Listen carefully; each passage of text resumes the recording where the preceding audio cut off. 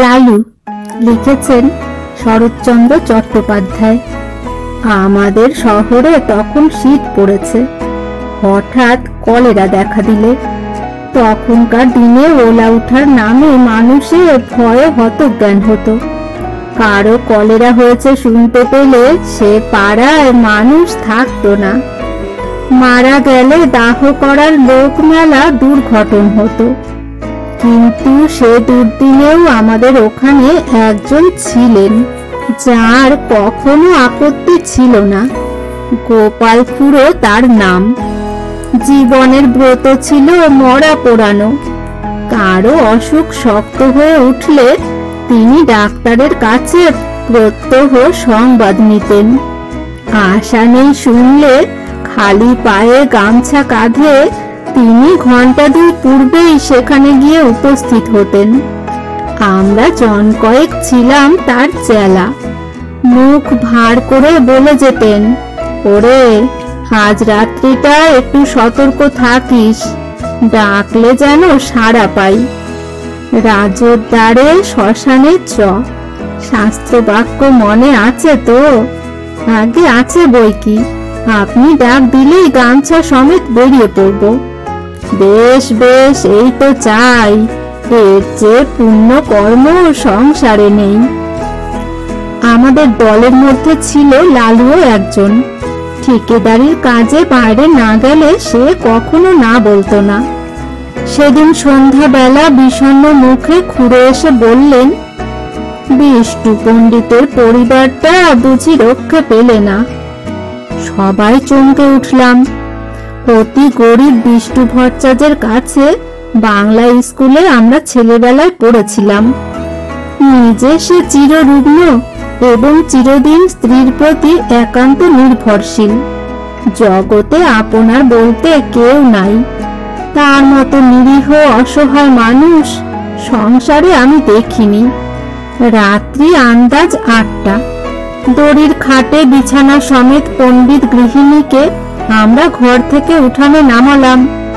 পণ্ডিত মশাই ফ্যাল ফ্যাল করে চেয়ে রইলেন। সংসারে কোনো কিছুর সঙ্গে সে চাহনির তুলনা হয় না এবং সে একবার দেখলে সারা জীবনে ভোলা যায় না। মৃতদেহ তোলবার সময় পণ্ডিত মশাই আস্তে আস্তে বললেন, আমি সঙ্গে না গেলে মুখাগ্নির কি হবে? কেউ কিছু বলবার আগে লালু বলে উঠল, ও কাজটা আমি করব পণ্ডিত মশাই। আপনি আমাদের গুরু, সেই সম্পর্কে উনি আমাদের মা। আমরা সবাই জানতাম শ্মশানে হেঁটে যাওয়া তার পক্ষে অসম্ভব। বাংলা স্কুল মিনিট 5 পথ। হাঁপাতে হাঁপাতে সেটুকু আসতেও তার 8 ঘন্টা বেশি সময় লাগতো। পণ্ডিত মশাই একটু চুপ করে থেকে বললেন, নিয়ে যাবার সময় ওর মাথায় একটু সিঁদুর পরিয়ে দিবি নে লালু? নিশ্চয় দেব পণ্ডিত মশাই, নিশ্চয় দেব বলে এক লাফে সে ঘরে ঢুকে কৌটো বার করে আনলে এবং যত সিঁদুর ছিল সমস্তটা মাথায় ঢেলে দিলে। হরি বল দিয়ে আমরা গৃহ হতে গৃহিণীর মৃতদেহ চিরদিনের মতো বার করে নিয়ে এলাম। পণ্ডিত মশাই খোলা ডোরের চৌকাঠে হাত দিয়ে তেমনি চুপ করে দাঁড়িয়ে রইলেন। গঙ্গার তীরে শ্মশান অনেক দূর, প্রায় ক্রোশ 3। সেখানে পৌঁছে যখন আমরা সব নামালাম তখন রাত 2টো। লালু খাট ছুঁয়ে মাটিতে পা ছড়িয়ে বসল। কেউ কেউ যেখানে সেখানে শ্রান্তিতে চিত হয়ে শুয়ে পড়ল। শুক্লা দ্বাদশীর পরিস্ফুট জ্যোৎস্নায় বালুময় বহুদূর বিস্তৃত শ্মশান অত্যন্ত জনহীন। গঙ্গার ওপার থেকে কনকনে উত্তুরে হাওয়ায় জলে ঢেউ উঠেছে। তার কোনো কোনোটা লালুর পায়ের প্রায় নিচে পর্যন্ত আছাড় খেয়ে খেয়ে পড়ছে। শহর থেকে গরুর গাড়িতে পোড়াবার কাঠ আসে, কি জানি সে কতক্ষণে পৌঁছবে। 8 ক্রোশ দূরে পথের ধারে ডোমদের বাড়ি। আসার সময় আমরা তাদের হাঁক দিয়ে এসেছি। তাদের আসতেই বা না জানি কত দেরি। সহসা গঙ্গার ওপারে দিগন্তে একটা গাঢ় কালো মেঘ উঠে প্রবল উত্তরে হাওয়ায় হু হু করে সেটা এপারে ছুটে আসতে লাগলো। গোপাল খুড়ো সভয়ে বললেন, লক্ষণ ভালো ঠেকছে না রে, বৃষ্টি হতে পারে। এই শীতে জলে ভিজলে আর রক্ষে থাকবে না। কাছে আশ্রয় কোথাও নেই, একটা বড় গাছ পর্যন্ত না। কতকটা দূরে ঠাকুরবাড়ির আমবাগানে মালিদের ঘর আছে বটে, কিন্তু অতখানি ছোটা তো সহজ নয়। দেখতে দেখতে আকাশ গেল ছেয়ে, চাঁদের আলো ডুবলো অন্ধকারে। ওপার থেকে বৃষ্টিধারার শো শো শব্দ এলো কানে। ক্রমশ সেটা নিকটতর হয়ে উঠল। আগাম 2-10 ফোঁটা সকলেরই গায়ে এসে পড়ল তীরের মতো। কি করি ভাবতে ভাবতেই মুষল ধারায় বৃষ্টি নেমে এলো। মরা রইল পড়ে, প্রাণ বাঁচাতে কে যে কোথায় ছুট দিলে তার ঠিক ঠিকানা নেই। জল থামলে ঘন্টাখানেক পরে একে একে সবাই ফিরে এলাম। মেঘ গেছে কেটে, চাঁদের আলো ফুটেছে দিনের মতো।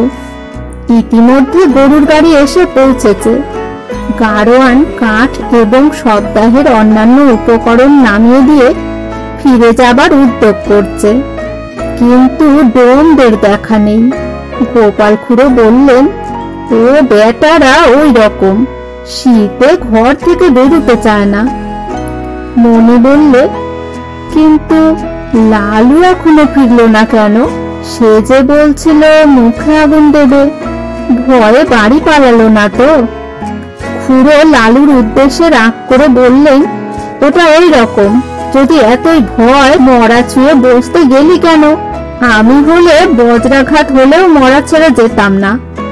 ছেড়ে গেলে কি হয় খুড়ো? কি হয়? কত কি, শ্মশান ভূমি কি না? শ্মশানে একলা বসে থাকতে আপনার ভয় করতো না? ভয় আমার? অন্তত 1000টা মরা পুড়িয়েছি জানিস। এরপরে মনি আর কথা কইতে পারলে না, কারণ সত্যি খুড়োর গর্ব করা সাজে। শ্মশানে গোটা 2 কোদাল পড়েছিল। খুড়ো তার একটা তুলে নিয়ে বললেন, আমি চুলোটা কেটে ফেলি, তোরা হাতাহাতি করে কাঠগুলো নিচে নামিয়ে ফেল। খুড়ো চুলি কাটছেন, আমরা কাঠ নামিয়ে আনছি। নড়ু বললে, আচ্ছা, মরাটা ফুলে যেন 2 গুণ হয়েছে না? খুড়ো কোনো দিকে না তাকিয়ে জবাব দিলেন, ফুলবে না, লেপ কাঁথা সব জলে ভিজেছে যে। কিন্তু তুলো জলে ভিজলে তো চুপসে ছোট হয়ে যাবে খুড়ো, ফুলবে না তো। খুড়ো রাগ করে বলে উঠলেন, তোর ভারী বুদ্ধি, যা করছিস কর। কাঠ বহা প্রায় শেষ হয়ে এলো। নড়ুর দৃষ্টি ছিল বরাবর খাটের প্রতি। হঠাৎ সে থমকে দাঁড়িয়ে বললে, খুড়ো, মরাটা যেন নড়ে উঠল। খুড়োর হাতের কাজ শেষ হয়েছিল। কোদালটা ছুঁড়ে ফেলে দিয়ে বললেন, তোর মতো ভীতু মানুষ আমি কখনো তো দেখিনি নড়ু। তুই আসিস কেন এসব কাজে? যা, বাকি কাঠগুলো আন, আমি চিতাটা সাজিয়ে ফেলি। গাধা কোথাকার। আবার মিনিট 2 গেল। এবার মনি হঠাৎ চমকে উঠে 5-7 পা পিছিয়ে দাঁড়িয়ে সভয়ে বললে, না খুড়ো, কতিক ভালো ঠেকছে না, সত্যি মরাটা যেন নড়ে উঠল। খুড়ো এবারে হা হা করে হেসে বললেন, ছোড়ার দল, তোরা ভয় দেখাবি আমাকে? যে 1000-এর উপর মরা পুড়িয়েছে তাকে?